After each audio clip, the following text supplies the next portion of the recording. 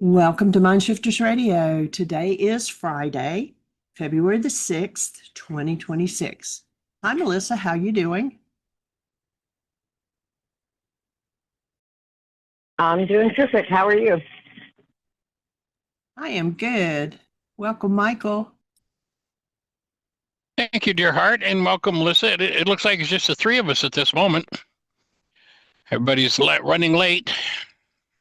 At least I hope they're running late. Where are they? So, Melissa, what's exciting in your world? Nothing really. I just thought I'd sign in while I had the chance and listen. So, Cool. Well, glad you are. I usually listen to all the shows, even though I don't sign in. But I had a chance to sign in today, so I did. Cool. How's your mom doing, by the way? She's doing really good. I mean, she's pretty much back to normal, back to what she was before the surgery. So. Oh, that's awesome. That's good. Yeah. Fabulous. Welcome, Miss Susan Bingham. Been a few days. Hi. How are you? Welcome. Thank you. I had to submit another change this morning. No. No. Haven't you had to do two this morning, hon, already? Yeah. I hope that this is the final. I hope we get it done before the weekend. Oh my goodness. They put you through the ringer. Yeah, but I look at it positively in that they're being so precise that by the time we finish, it's got to be a perfect book. Right. I like that idea and I like that thought. How's India doing? Actually, both Apple and Google have been submitted, and Apple has accepted the change, so it's live with the new version, and Google is still in review. So hopefully it'll get approved before the day is out. Oh God, that's great. Yeah. So you're going to celebrate over the weekend? Yeah, Michael and I are actually leaving in the morning and, driving to Kingsport, which isn't but about 20 minutes from here. And we're going to stop and take Ryan to lunch. And then we're going to check into a motel. And then we have a show tomorrow night. There's a planetarium that's like a big, where it shows it over you and around you. It's like a 360-degree theater. Oh. And it's a thing called Beautifica. And it's supposed to be a really good Light show. Yeah, like just take you to another place, So we're going to do that and then spend the night and then come home tomorrow. And Michael, if you haven't looked out, it's snowing right now. Oh boy. Snowing again? Oh, good. Right. Oh, that sounds like fun. Good. Yeah, so I hope we were going to go out the other night for dinner to celebrate her pushing the button on getting the book off to the printer. Oh, wow. And she decided, no, let's wait till the weekend. So we didn't do that. It had been a long couple days. I was just ready to chill out. Wow, I know it. So I hope all the projects are done before we leave, and that way we really have something to celebrate. Yeah. And I'm looking at creating another app. We do the MindShifters and Still Point Breathing club every month, and each month we've added a section of MindShifters. So for the last 40 years, I've had one sheet of MindShifters. There are 3 sections and 13 MindShifters in each section. That's been it. But every month since we started doing the MindShifters and Still Point Breathing Club, I do a new set of 13, a new topic. So we're now up to about 40. So I'm looking at and doing some inquiring about creating an app where people can download and do the selection of numbers and select a mind shifter and work with that. So we're looking at that. We'll see how everything flows. Whether the I have no idea what it'll cost. I'm gonna, I think, submit it to India and see what he says. See what it'll take to do it. But it just seems like it'd be another good way for people to tap into the work and use the tools. Right. So that's exciting, and all things moving forward. I'm just about finished the rewrite of the first chapter of my book, and heading toward reprinting Why Is This Happening to Me Again? So a lot of things on go. Yeah, that sounds wonderful. Good work. Yeah, are you going to make that MindShifter website, or is Jeannie doing it? It'll Well, be it'll be an app. on your phone, and so we'll probably get our guy in India to do it.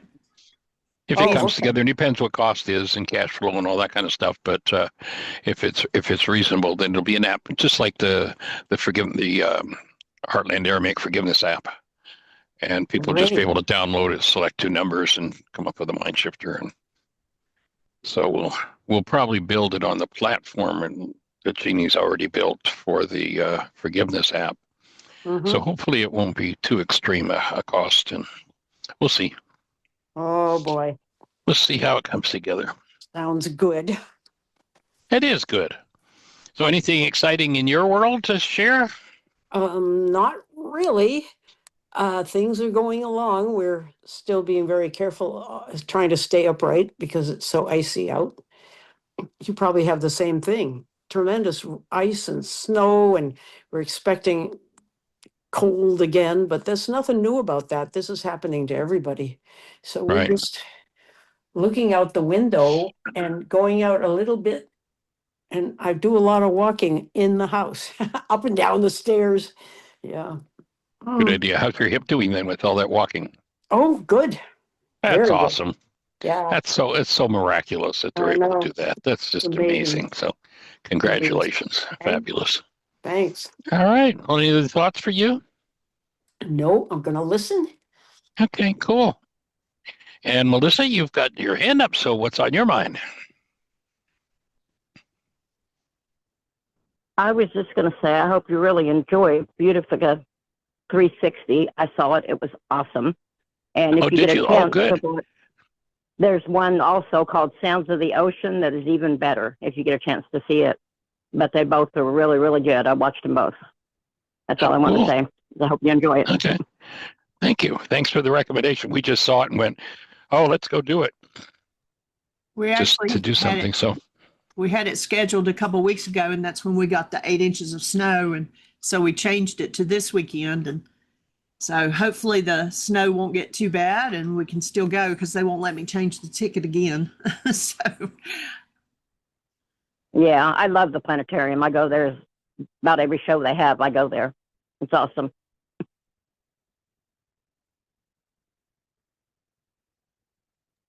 very cool. That's fabulous. All right. Well, anything on anybody's mind? Everybody, welcome. Glad you're here. I know the ladies are up in Kelowna, BC, and I see we have one of their phones on. So I assume that all in the car together. The whole crew together. Oh, you're back on the road on your way back?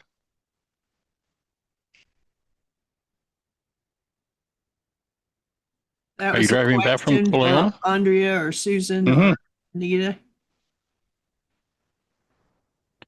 Okay, here we are. We couldn't get it. We're just here gonna put on video too. Hi everybody, we're in the car, so of course we got Anita the driver, and a new being, a beautiful Carol. Hello. She's on. Hi Carol. Right? And nice to meet you. Of course, Andrea and me, and oh my gosh, are we ever doing a lot of processing? Let's just say. Oh, yeah. Oh, I'm so shocked to hear that you are processing. And you're trapped in the car, so nobody can escape. Exactly. They're all saying, what did Andrew just say? Go ahead. What did you just say? Oh, I said, of course, we're doing a lot of processing. Susan's in the car. As soon as you say something a little off, she's like, now let's excavate. Let's dig in through that. It's like, oh, here we go. You're so blessed. Uh-huh. That's what I'm thinking. They're blessed that way. And I get to do my own cleaning. Yeah. So are you guys driving back now? No, we stayed at Carol's last night. She lives in place called in Kamloops, the city. And then this morning we're going to where we said we're going to be going. Cool. So we're in Kelowna right now, and then we'll be here for the day. Then we're going to go back to Carol's house, spend the night, and then drive back to Prince George. And cool. for those that don't know, well, have fun. Yeah, Kelowna is 8 hours away from the city we live, called Prince George. Yeah, so, I thought that would have been a little much with driving up there yesterday if you'd turned around to go back today already. Yeah, no, not yet. We're going further south. So yeah, very interesting. So we're all just in the process of, deep stuff is coming up and being with it and seeing our patterns and talking about it and going deep, eh? Wouldn't you say? Cool. So deep. So much came up Fabulous. yesterday and also today. It's really been super powerful. Yeah, talking a lot about, for those around, the energy of worry, the energy, Mm, the big one around the energy of worry and how we're marinated in that by our mothers. And then the other one being a burden. Excuse me. Feeling like a burden, mm. that we're burdens, and that's also running in the thread of the group that we're in. And also some aspects of not belonging, also how to open the throat to speak what's really up and speak the truth to the person. Remember you talked about in responsible communication, and I see this all the time. So I see it where people, when they have issues, they tell everybody but the person they're having the issue with. Right. It's all gossip. Yes, it's called gossip. Yeah. So Yeah. so Saying anything about anybody when they're not present is just plain flat out gossip. And yeah, that's exactly. kind of the state of the world. Yeah. And so being able to own and be responsible and communicating the needs, and also what I'm noticing, many people have difficulty even finding language for what's up for them. Yeah. So We've not been trained having to the be language. unconscious. Yeah. Stay dissociated. Yeah. Cool. So Well, glad y'all are having fun and drive safely. awesome. So yeah, we're All gonna right. listen, but I'm going off video and Cool. mute. Okay. All right. So I give that back to you. I lost it again. Anybody else? Any thoughts before we step back into the healing through relationships material? Anything up or anything up for anybody yesterday with the material that we covered on the idea of the three relationship killer words? You made me. Anybody have any particular work to do around that or anything to share in that regard? Okay, well then, the next thought I want to tap into on the idea of, recognizing it's through our relationships that we get an opportunity to heal, or that we get an opportunity to play the game of projection and destroy relationships. That those three words are the key to destroying relationships or dampening relationships to the point where joy and aliveness disappear. And the thing to recognize there from this perspective is what I like to call the file folder effect. And the file folder effect says that when two files fire together in the mind, they wire together in the mind. And I'll give you an example of that, and I'm going to wire two files together in your mind for you. By the way, unless you hang up, disappear, turn off the volume, you've got no choice. When I finish this example, these two files will be wired together in your mind. It's the way energy moves. It's the way the mind works. And so I'm going to speak about two words. If you haven't heard me do this example before, then these two files, I promise you, are not wired together in your mind, but they will be in just a minute. And they're words that I know you have brain cells for. And so what I'm going to do is I'm going to ask you not to think about a purple alligator. If everybody would do that, please don't think about a purple alligator. And of course, what happens? Well, the brain cells that have to do with purple fire because a simple law of resonance. Your ear just picked up a frequency generated by my voice box. And if you have a match to that, it fires in your mind.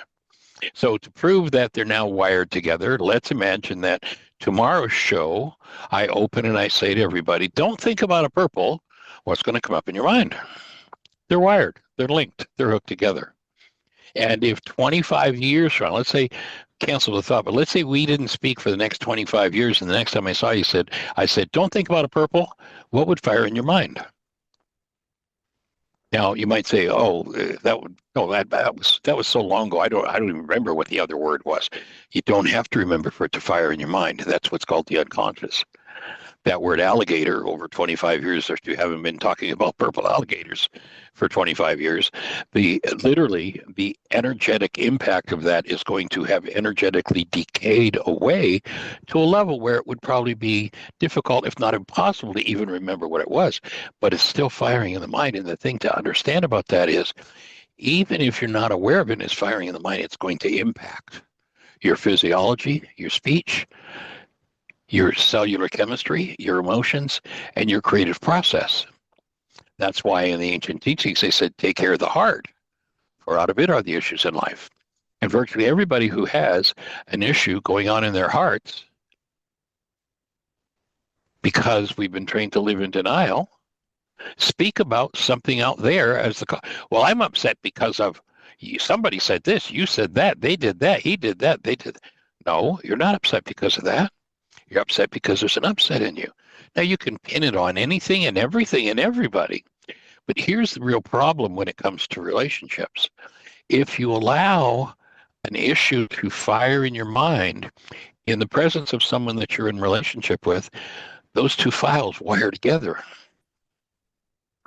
And forevermore, when you're in their presence, that unresolved energy, if it's a trauma-based energy, is going to be firing in you at some level.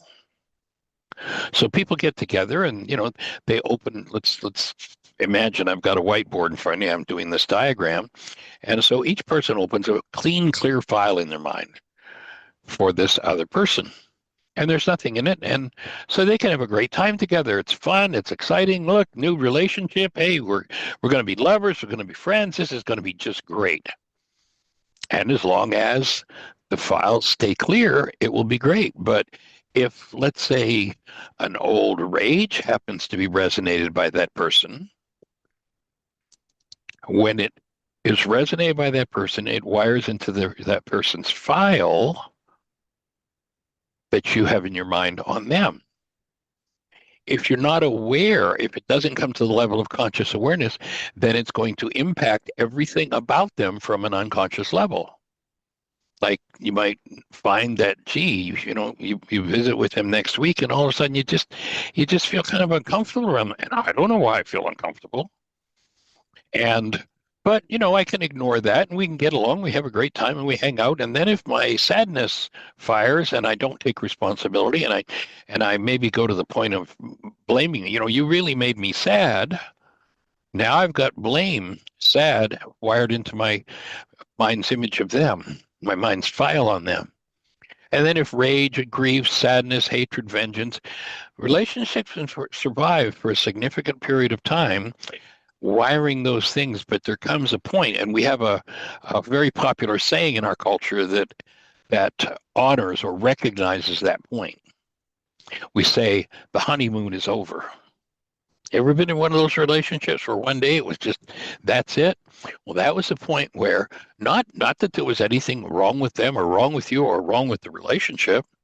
That was the point where an overload of sadness, grief, rage, hate, vengeance, fear, hostility was wired into your brain's image of them, and all of that energy moving inside of you, unresolved and unforgiven, wired to your mind's image of them. All they have to do is show up, and all that moves in you, and it's like, too much, I'm out of here. And a couple of reasons why I think that understanding that point is really important, and that is, one, make sure that if something of some form of hostility or fear resonates in your mind or in your mind while you're with this person that you plan to spend your life with, let's say, make sure you take responsibility for it and clean it up, because you don't want to spend your life with that person with that stuff resonating under the surface or above the surface either. And then the other side of the equation is make sure that you are, if something like that moves in you, you take responsibility, you apply forgiveness, now with that tool how to remove hostility, fear, rage, guilt, grief, and trauma. And then recognizing, something fired here.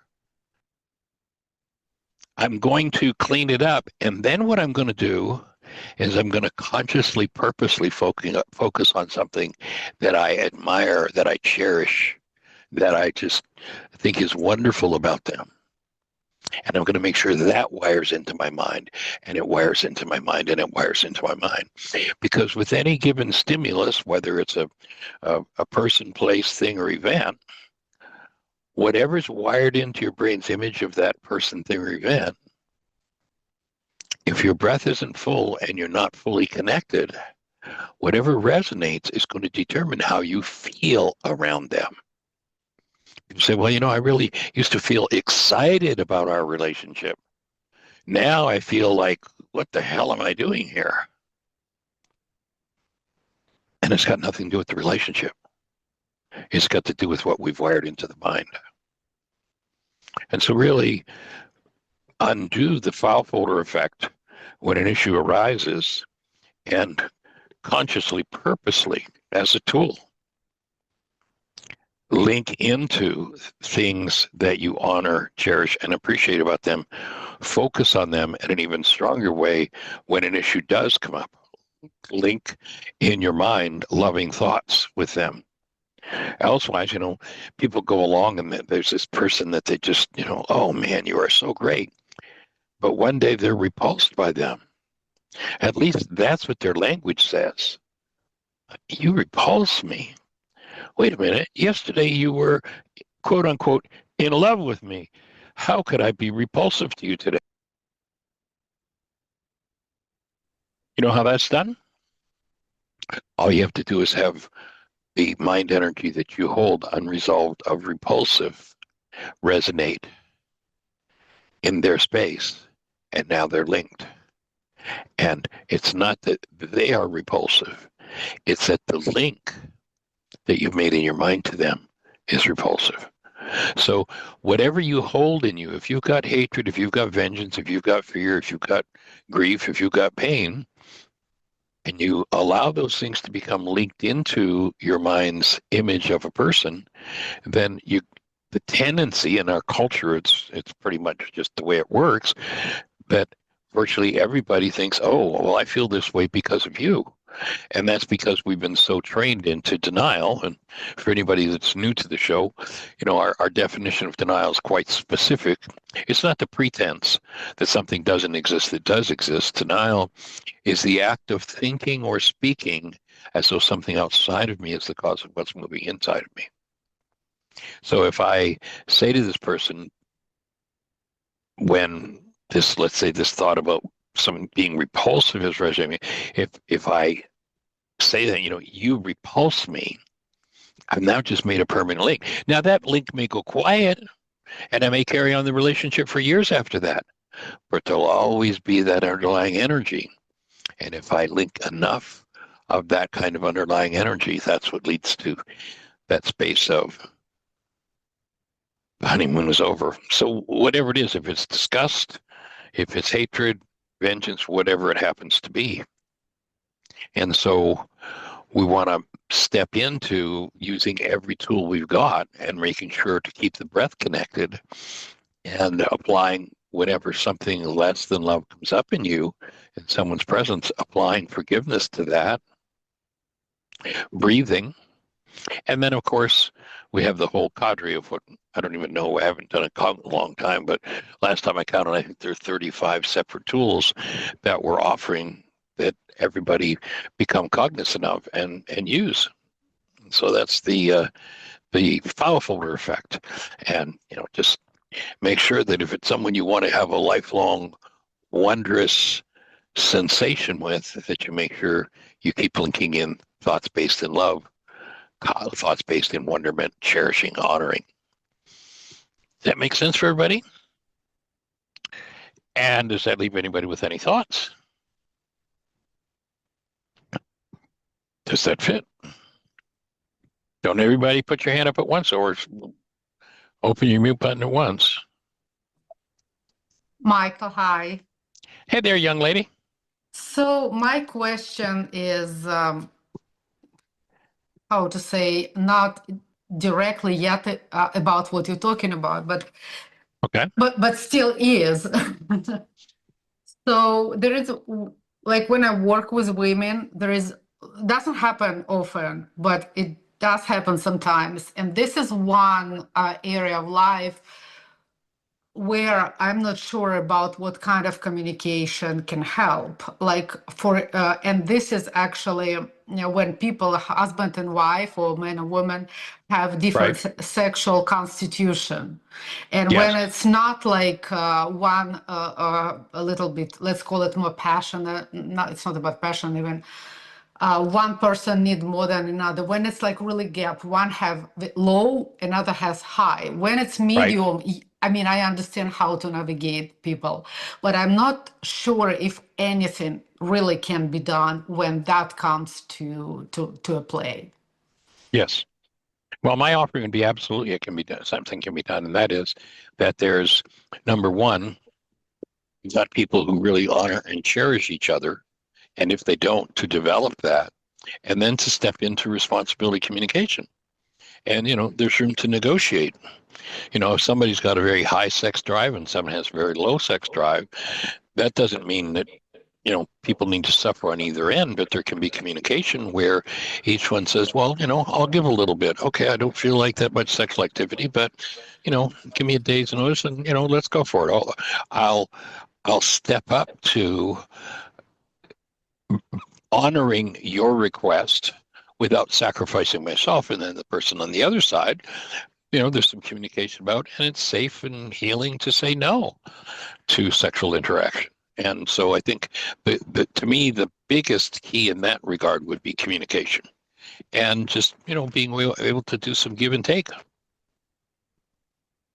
And and for most people, it's such a delicate subject because we've been, in our culture, we've been trained into so much of, sex is dirty, save it for the one you love, insanity, that it can be a difficult topic to communicate about. I even look at that, like, let's say, obviously I can coach I can coach how to communicate. And I've never had clients men for that particular subject, but women. Yet it still looks like this give and take, when it's such a big gap, natural gap, it's so big that it seems like both sacrificing, and when both sacrificing, and it's like a lifelong event. It's not like, oh, we'll sacrifice today. Right. It's like we are talking about that. It could be through the whole lifetime if people are healthy and so on. And it's like, how do I even say, like, oh, it means both sides sacrifice all the time for decades. The level of unsatisfaction would be very high, I would think. So this is where I'm like, I'm not sure. Like, maybe you'll find some more words for that. My take would be the starting point in that situation would be to begin to shift the mind energy about what it means to be able to be there for each other, to call the fact that if one has a low drive and the other one has a high drive, to meet their partner in the middle, to call that sacrifice, I think puts one in a place where we've already put it into a negative connotation, as opposed to, recognizing, even if one doesn't have a high sex drive, that the physical intimacy, the touching, the caring is a powerful, wonderful thing. And to call that sacrifice, to me, says that that person would probably want to be doing some worksheets on why they would consider that to be sacrifice. And cleaning that reality up may just be the thing that puts the brakes on their sex drive, and they may find that it opens wide at that point. Okay, what so are the attitudes on sacrifice. Okay, that. Looking and actually, looking at the culture's general use of the word is to give something up, or to compromise, or to Compromise. experience some sort of a loss. Yeah. And the actual meaning of the word sacrifice is to make sacred. So to bring the definition into, if one is going to sacrifice, that we make our intimacy sacred. We invite God into the physical intimacy of our sexuality, and we make it truly sacred but it's not sacrificial in that case. Yeah. Well, And, my take is that, well, people think of, high and low sex drive having to do with genitals. My offering would be that the most important sex organ is the brain. Yes, of course. And the mind. And so doing some work around what leads to the suppression or the extreme expression of sexuality in terms of the mind, and again, using the tools to clean it up so that better balance comes around in physiology. Okay, I have some ideas now. I'm not sure if it's going to be very effective, but I have some ideas. Thank you. Well, keep us posted. Yeah. Keep us posted. It's an important topic because there are so many relationships where that's a real challenge for people. Yeah. And again, even speaking about it even. Well, exactly. And that's where it began. It's very true. And what I've noticed, even people who started very how to say, like some like couple High decades, sexual activity, yeah. very high, and they were like so open to talk about what happened after a few years, people being together, why it's becoming uncomfortable. The honeymoon is over. That's So all the mind. That's all, if I have a clean, clear file in my mind on my spouse and I go to bed, I've got a clean, clear space to just step in as a space of love and just be awash in sexuality. But if I get into the bed and I have the file folder effect where I've got my rage from yesterday and my vengeance from 4 days ago and my hatred from 2 weeks ago and my grief and my sadness and my fear all hooked in, guess what's going to happen? Genitals are going to shut down in both parties. yeah. Carrying that. So this is a perfect place to be asking that question. You're right. It is right on topic. The most important sex organ, the thing that affects the physical organs wanting or with the inclination move towards intimacy, has more to do with the mind than it has to do with the body. Well, yes, And it's a big topic because so much we can talk about people being tired, right? Like women being overworked or something like that. So that I understand, but like if I take just actually drive, and we do come, well, there are things which affect our drive, but yet we come with with our personal design, and so that where I was a little bit stumbling when it's a big gap and wasn't sure. Well, I mean, I could give a little bit recommendation, but like not really even believing in much. But like I think I'm having idea how to. share it with us Well, as you breathe. here's Linda talking about when I was 45, I stopped menstruating and my vagina became very dry. And I did not have any knowledge about hormones and what I could do. And we have somebody among us who knows what to do, who knows how to keep our bodies going hormonally, which runs more than sexuality, much more. Those, Oh, yes. Yeah.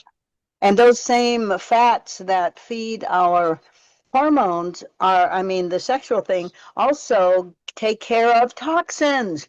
And we have so many more toxins. So we need more of the good oils that Urati is talking about.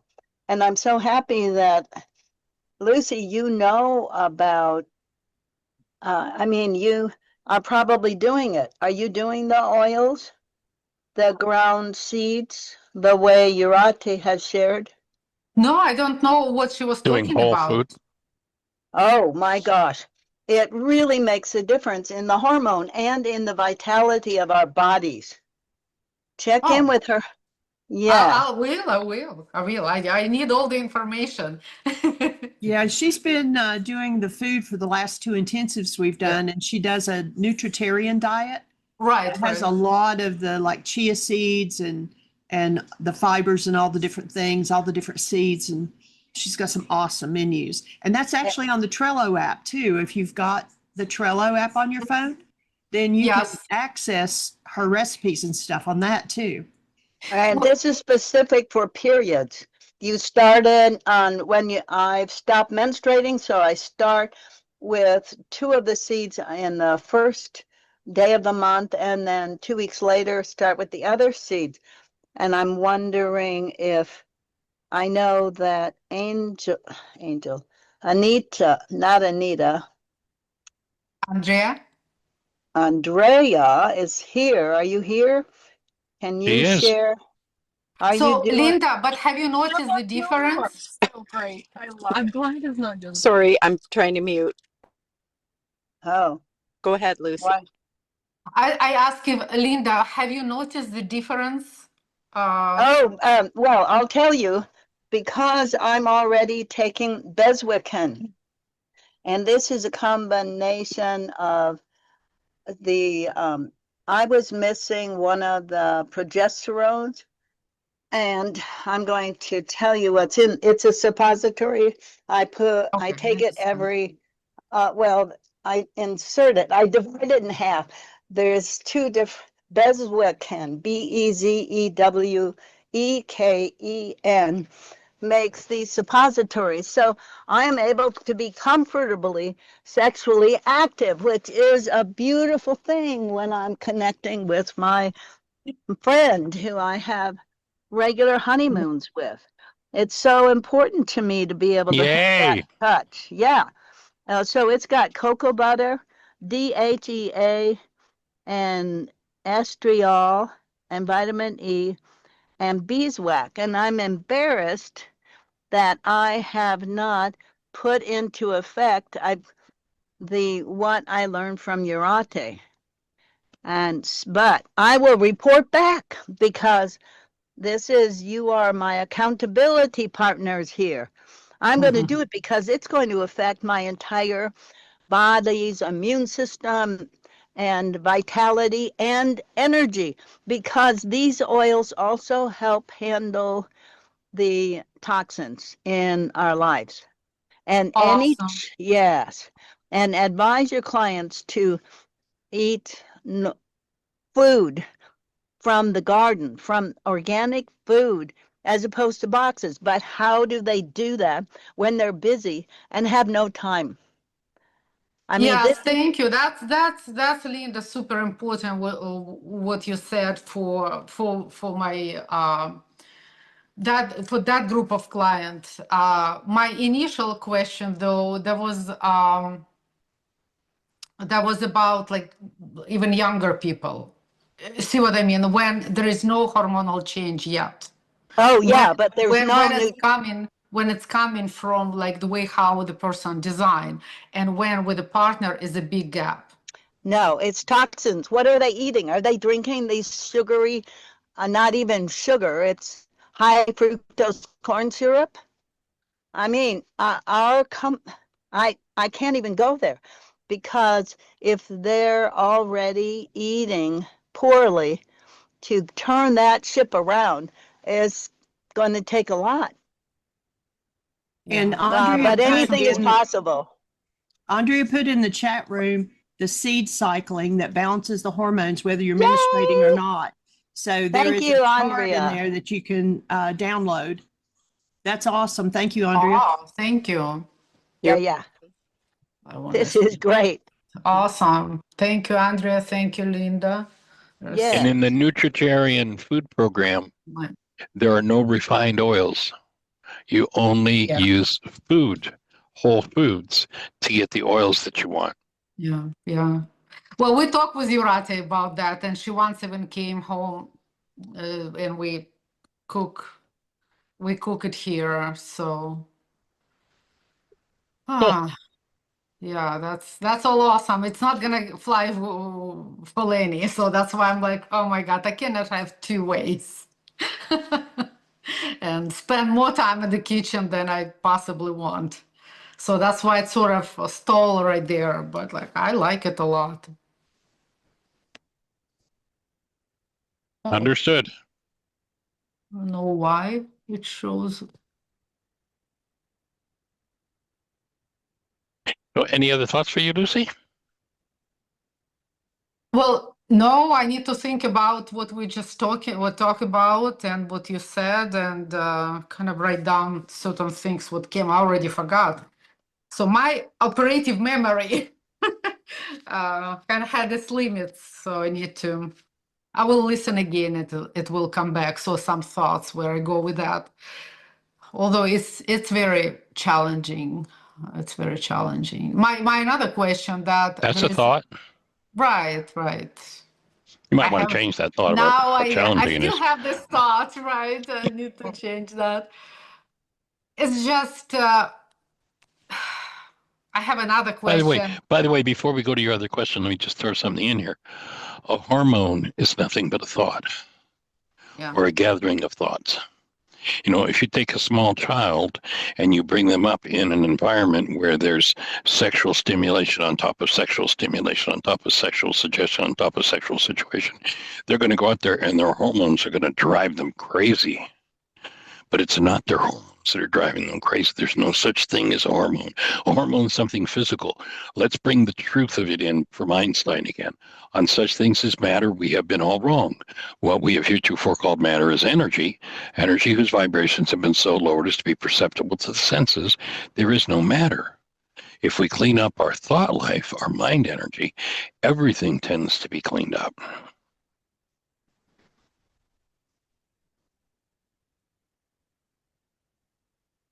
Yes,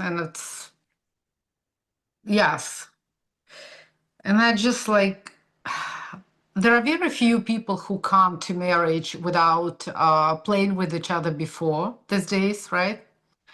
So can you hear me? Yes? Yeah, you're loud and clear. Okay, good. So something changed here. So that it means how come with what when they started. Okay. I'm just start thinking out loud, but at least I have a couple of ideas how I will approach it for them. Cool. Thank you. All right. Awesome. I have a couple of questions or comments. We're sitting here listening to all this, and of course, our new friend Carol also listening. So this is great. So Lucy, I want to ask you, how is what you're observing? Lucy first. Yeah, I want to ask, how is this a reflection within your own life? Because there's mind energy that's in cognitive dissonance, I can see. So that's just a question that this wanting to understand what the experience is in your own mind, in your own life. And then Linda, I want to know how since we're on the topic, we're all rooting here. We want to hear how your visit with your friend was. So if you want to give us some sharing with that, that would be lovely. So for me, well, second time around, I got lucky. Let's put this way. It's very compatible. And the first time, it wasn't like that. And it affected a lot, but that time I didn't, let's say I didn't know what I know now. And so maybe that's another reason why I'm a little bit skeptical, because I'm not sure, even if I knew what I know now, if it would work out first time. But I don't have way to check it out. Right. And so I'm very skeptical. Very skeptical. So I have another question, because everything's putting before us to clean up our mind energy. So that I sense that there's something still unresolved with the first one around either it's this topic or I can feel the mind energy around it that may be linked to your wanting to understand this pattern that you see in your clients. And of course, everything's reflecting our own state of mind. So it could be something there to dig in. I mean, of course. And another thing, I really want to help, and especially, when it's already children and some other things are good. Like in my own case was, Elena's father is great man.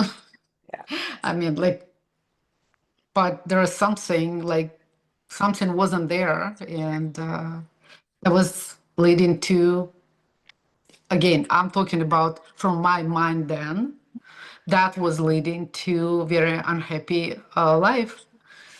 So again, I understand my language. I understand,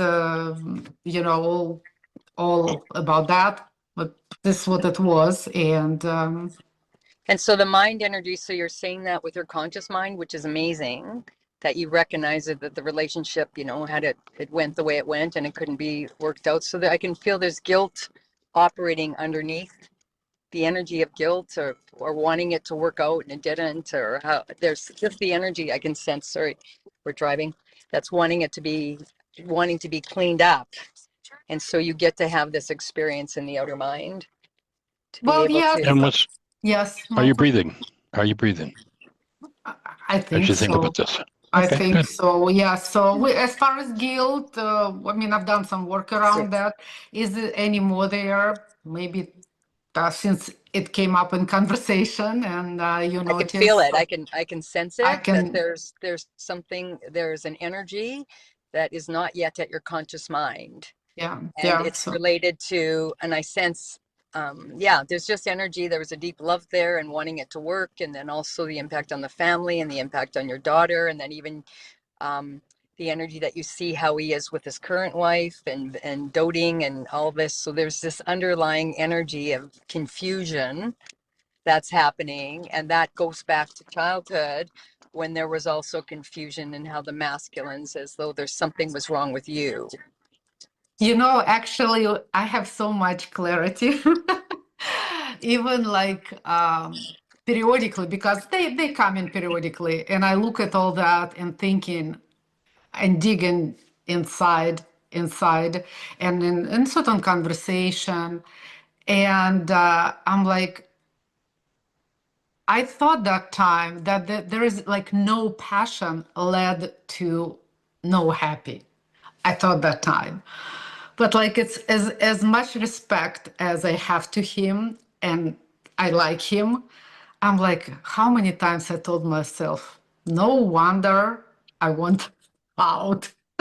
So it's like it's awesome, but it's so not for me. so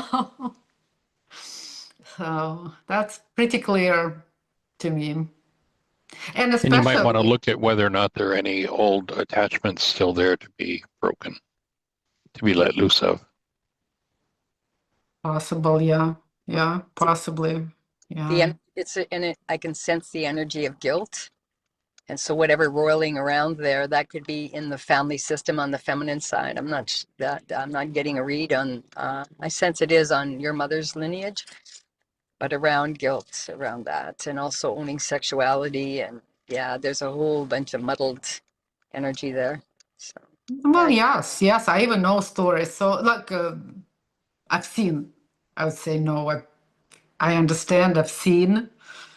Um, yeah, so that's probably, as far as guilt, again, I worked around that, yet I think I still have it. It's just like, it's always something to work around, and something has to wait. And this is about Elena, and periodically I'm thinking, if I worked out differently, if she grew up with parents who were highly respectful to each other, but it wasn't like warmth and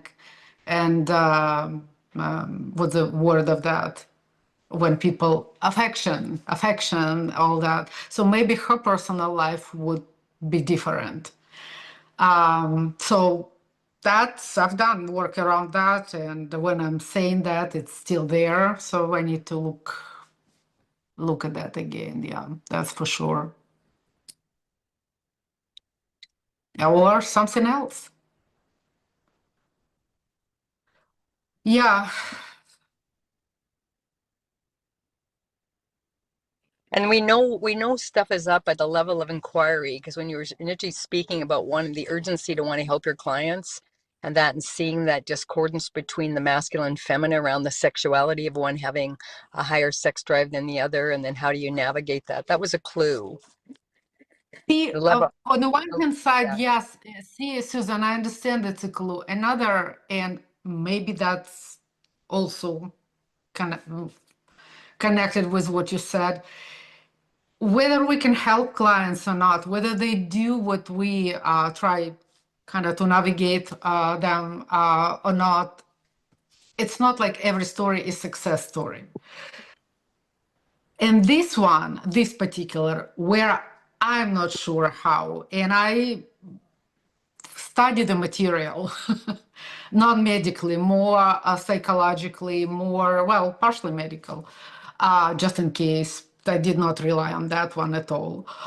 So psychological, so there are different energy worker, both languages. I learned a lot of Russian masters who not specifically help with that, but they talking about that as well. And I found that this is so challenging. So, and yes, Michael, it's a thought. It's just that's thought which now prevail. How about a mind shifter? Yeah. Okay. Oh, Alex is calling. 1 second. Yep. Want to do a mind shifter? So how about picking a number from 1 to 40? Oh, this one, 1 to 40. 1 to 40. What pops in first? 24. 24? Yes. Okay. So that's the section 24 is entitled A Deep Dive into Relationship. Ah. And then number 1 to 13 to get to the specific mind shifter. 13. 13. So number 13, and I'll just Us copy it women and put it in commonly the pick 13. all fear and or hostility I feel is my own projection. And it's a call to own my own mental illness. It's a little fast. All Yeah, fear. I'll paste it in the Okay. in the chat. Because usually when somebody picks a mind shift, what I find is everybody wants to jump in on it. So this might be a good one. All fear and hostility I feel is my own projection and is a call to my own mental illness to heal. Cannot argue that, Michael. And of course, in this work, our definition of mental illness is any form of hostility or fear. Doesn't belong in the human system.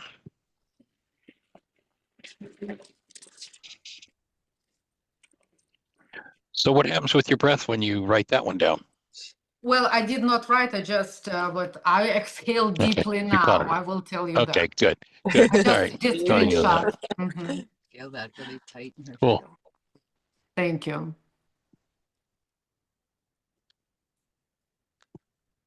And I see there's a picture there on seed cycling in terms of hormonal balance. So that's in the chat room now too. Thank you, Linda, for doing Yeah, that. thank you. I screenshot that too.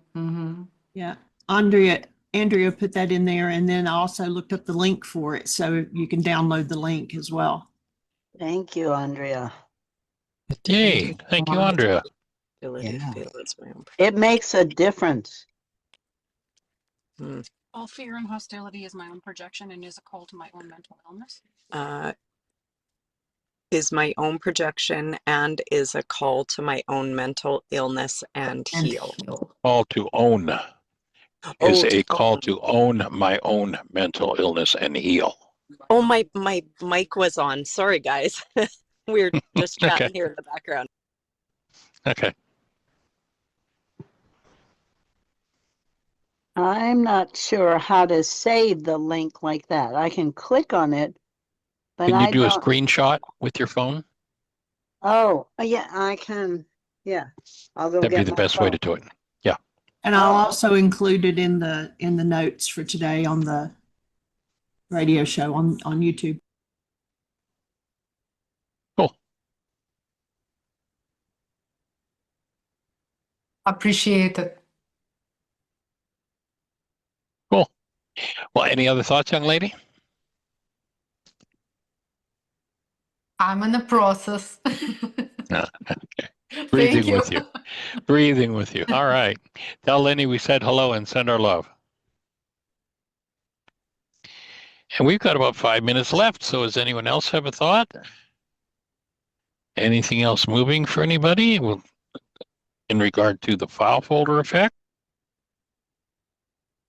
And if you're in a relationship where it seems like the honeymoon is over, of course, the cleanup process is, what have I hooked into? Why do I feel this way in their presence? And of course, we've been trained, most of us from about the age of 4, to be very devout card-carrying members of the One World Universe Original Blame. So our language is, I only feel this way when I'm around you, so it must be your fault. But the truth in that situation is, I only feel this way around you because these are the things that I've hooked into my brain's image of you and blamed you for. And so I want to start unhooking them. I want to start taking responsibility for the energetic patterns in myself that create those feelings, and then apply forgiveness, remembering that forgiveness has nothing to do with letting them off the hook, but rather is the tool with which I go inside myself and remove these energetic patterns that never belonged in human physiology in the first place. So cleaning up the file folder effect in relationship is a really powerful thing to do. And it just, when we go back to our natural state, the natural state of the human being is to be connected to love. And when we're connected to love and breath, our natural state is that of joy. And if anything else is going on, it's time to dig up the tools and put them to work.